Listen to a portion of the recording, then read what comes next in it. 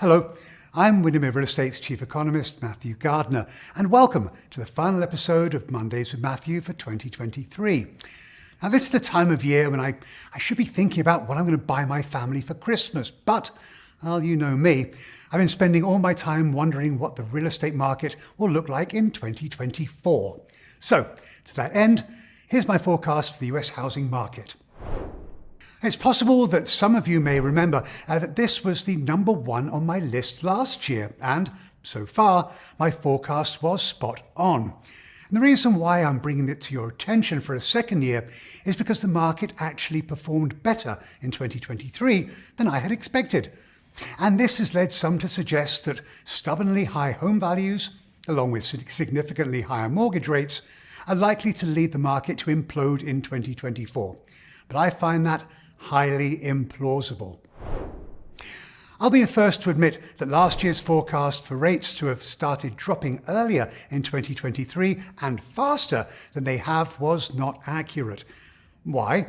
Well, the US economy proved to be significantly more resilient to the Fed, who were raising interest rates at the fastest pace in over 40 years. And this has led the Federal Reserve to keep borrowing rates higher, and likely for longer, as they continue to try and tame inflation. But the data I'm looking at today, well, it shows inflation and the economy in general starting to slow. And this leads me to believe that mortgage rates have peaked, that they will continue to ease as we move through 2024. That said, I don't see rates dropping below 6% by the end of the year. Now, I know this might sound depressing, but I'd still be far happier with a 6% mortgage than today's rate of close to 7.5%. Last year, I suggested the number of sellers listing their homes in 2023 would be extremely low, and that forecast was correct. In 2024, I expect that we will see a modest increase in the number of sellers, but many will still be hesitant to sell and lose their current mortgage rate, which is well below where we are today. In fact, the most recent data I have shows that 80% of mortgaged homeowners have a mortgage rate of at or below 5%. But although they may not be inclined to sell right now, as and when rates fall to within 1 to 1.5% of the rate they currently hold, I believe that those who have been holding off will look seriously at listing their homes for sale. Most forecasters suggested that sale prices would fall in 2023, but that was not the case. The lack of inventory in the marketplace acted to prop up home values, and as I found it unlikely we would see either a meaningful increase in the number of homes for sale or significantly higher foreclosures, well, I didn't expect to see prices drop in 2023, and I'm not looking for them to fall in 2024 either. However, growth will come in at a very modest 1%, lower than has been seen in many years, but growth all the same. During the pandemic, there were a number of more affordable markets across the country that experienced very significant price increases, which were then followed by significant post-pandemic price declines. Now, I expected home prices in those areas to take longer to recover than the rest of the nation, but I've been quite frankly very surprised by how quickly prices have recovered, with most markets having either matched their historic highs or getting very close to it, even in the face of remarkably high borrowing costs. In 2024, I expect prices to match or exceed their 2022 highs in the vast majority of metropolitan areas across the country. Although new home construction remains tepid, builders are still benefiting from the lack of supply in the resale market, and they're taking greater market share, not only of sales, but of listings too. Now, although this might sound like a big positive for builders, it's coming at a cost. A recent report published by the National Association of Home Builders suggested that 32% of builders have been cutting home prices, and a full 62% of them were providing sales incentives, such as mortgage rate buy-downs.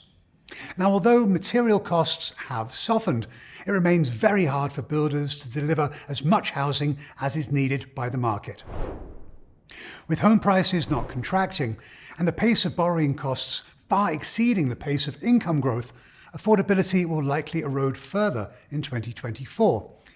Now, of course, there are ways that affordability could improve, but it would require either a significant drop in home values, a significant drop in mortgage rates, a significant increase in household incomes, or a combination of all three. But I'm afraid I find this very unlikely. And the hardest hit due to the affordability or lack of it will be our younger first-time home buyers. They're going to continue to find it very challenging when it comes to getting their foot on the first rung of the housing ladder. In last year's forecast, I suggested that governments, both national and local, would start to take housing in general and affordability specifically more seriously. That has certainly been the case, with several states enacting new land use policies aimed at releasing developable land.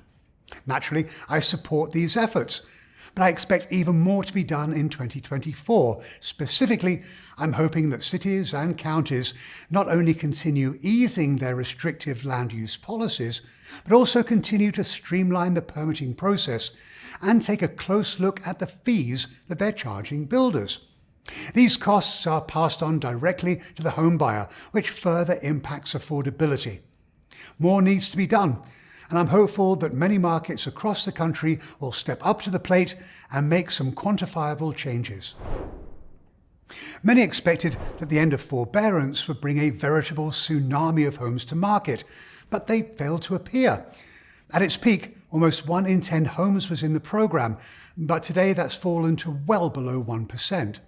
That said, I do expect foreclosure starts to pick back up, although I have to say that they remained well below pandemic levels. Now, I do expect delinquency levels to increase, rising in 2024, but they will simply be returning to the long-term average and are certainly not a cause for concern. 2023 will likely be remembered as the year when sales activity was at its lowest level since 2008, following the bursting of the housing bubble. As I explained earlier, I believe that we will see the number of existing homes coming to market improve modestly in 2024, which, in concert with mortgage rates starting with a 6 rather than a 7 for most of the year, should allow existing home sales to rise to around 4.4 million units. However, there will still be more demand than supply, and this will mean that owners will still have the upper hand in 2024. So, there you have it, my forecast for the housing market in 2024. I think you'll agree that 2023 was quite a year for real estate. Lots of ups and downs, but we made it through. And I'm curious, what do you think will be the biggest stories in the housing market in 24? I'd love to hear. Please leave your comments in the comments section below. And finally, I'd like to take this opportunity to wish all of you a very happy holiday season. Please stay safe out there. I'm looking forward to visiting with you all again in the new year. Bye now.